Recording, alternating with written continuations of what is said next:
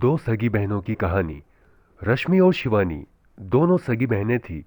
बचपन से ही रश्मि अपनी बहन शिवानी से जलती थी, क्योंकि शिवानी छोटी होने की वजह से परिवार में सभी की चहेती थी। और यह बात रश्मि को बिल्कुल भी पसंद नहीं थी कि सब उससे ज़्यादा शिवानी से प्यार करते थे। रश्मि के मम्मी पापा उसे अक्सर समझाते रहते थे, बेटा तुम तो बड़ी हो, शिवानी तुमसे कितनी छोटी है, इस वजह से सब उससे ज़्यादा प्यार करते हैं। लेकिन इसका मतलब यह भी नहीं है कि वह तुमसे प्यार नहीं करते, तुमसे भी सभी इतना ही प्यार करते हैं। सभी के समझाने पर भी रश्मि के मन में अपनी बहन शिवानी के प्रति ईर्ष्या का भाव ही रहता था। इस वजह से रश्मि और शिवानी के माता पिता हमेशा कोई भी चीज़ लाते तो बिल्कुल एक जैसी लाते, ताकि दोनों बहनों में किसी तरह का फर्क न रहे। रश्मि को वह चीज़ चाहिए ही थी जो शिवानी को मिलती थी, चाहे उसे उसकी ज़रूरत ही ना हो। रश्मि जिद्दी होने के साथ साथ बहुत ही बदतमीज़ और गुस्से वाली भी थी। वो अपने मम्मी पापा और दादा दादी से भी बदतमीजी से बात करती थी, लेकिन सभी ये सोचकर टाल देते कि अभी छोटी है। समय बीतता गया और दोनों बहनें अब बड़ी हो गई थी। दोनों बहनें कॉलेज में जाने लग गई थी। रश्मि खुद को ज़्यादा मॉडर्न समझती थी, इस वजह से वो वेस्टर्न कपड़े पहनती थी।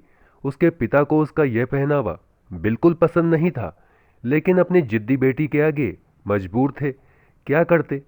वहीं शिवानी बहुत ही संस्कारी और सभ्य लड़की थी। पहनावा भी इतना सरल कि देखते ही सामने वाले को उसके पहनावे से उसकी तहजीब का पता चले। रश्मि का पूरा ध्यान खाली मेकअप करने और सुंदर दिखने में ही था। वहीं शिवानी इन सब फिजूल की चीज़ों में अपना ध्यान न देते हुए अपना सारा ध्यान पढ़ाई पर ही लगाती थी। इसके साथ साथ अपने घर के काम में भी अपने माता पिता का हाथ बटाती थी। रश्मि के माता पिता ये अच्छे से समझ चुके थे कि रश्मि अब आगे नहीं पढ़ पाएगी, क्योंकि इसका पूरा ध्यान पढ़ाई को छोड़कर और चीज़ों में है। इसीलिए उन्होंने उससे कहना भी छोड़ दिया, वो जैसे रहती उसे वैसे ही रहने देते। उन्होंने अपना सारा ध्यान अपनी छोटी बेटी शिवानी पर लगा दिया, क्योंकि वह एक बहुत ही योग्य लड़की थी। इसीलिए वो चाहते थे कि उनकी यह बेटी कुछ करके दिखाए, समाज में नाम रोशन करे। एक दिन रश्मि और शिवानी के माता पिता दोनों आपस में बात कर रहे थे। तभी वहां पर शिवानी आई और अपने पापा से बोली, पापा मैं पुलिस विभाग में जाना चाहती हूँ, अगर आपको इसमें कोई एतराज़ ना हो तो मैं पुलिस का कंपटीशन देना चाहती हूँ। शिवानी के पिता बोले, अरे बेटा इसमें क्या दिक्कत है, तुम जो कैरियर अपने लिए चुनना चाहती हो हम उसमें पूर्ण रूप से तुम्हारे साथ हैं। शिवानी अपने पिता की बात सुनकर बेहद खुश हुई। उसी दिन से उसने अपना पूरा ध्यान पुलिस की तैयारी में लगा दिया। कुछ ही दिनों बाद जब उसकी परीक्षा का परिणाम आया तो सारे घर वाले बहुत ही खुश थे, क्योंकि शिवानी ने प्रथम प्रयास में ही पुलिस की परीक्षा पास कर ली थी। वहीं शिवानी की बहन रश्मि ने अपना पूरा करियर खराब कर लिया था। शिवानी यह बात अच्छे से समझती थी। उसके मन ही मन निश्चय कर लिया था कि एक बार मैं पुलिस ऑफिसर बन जाऊं, उसके बाद अपनी बड़ी बहन को भी सुधारूंगी। शिवानी को कुछ दिनों तक ट्रेनिंग करनी थी, उसके बाद उसने पुलिस विभाग ज्वाइन कर लिया। अब वो एक पुलिस ऑफिसर बन चुकी थी। यह देखकर शिवानी की बहन रश्मि और भी ज़्यादा जलन महसूस करती थी। शिवानी ने अपनी बड़ी बहन को काफ़ी समझाया कि इसमें जलने की क्या बात है, आपने प्रयास ही नहीं किया, इस वजह से आपको जीवन में कुछ भी नहीं मिला। आपने अपना सारा कीमती समय अपने नाकारा दोस्तों के साथ खराब किया, वहीं मैंने एक एक मिनट का सदुपयोग किया है, जिसके बलबूते पर आज मैं एक पुलिस ऑफिसर के रूप में खड़ी हूँ।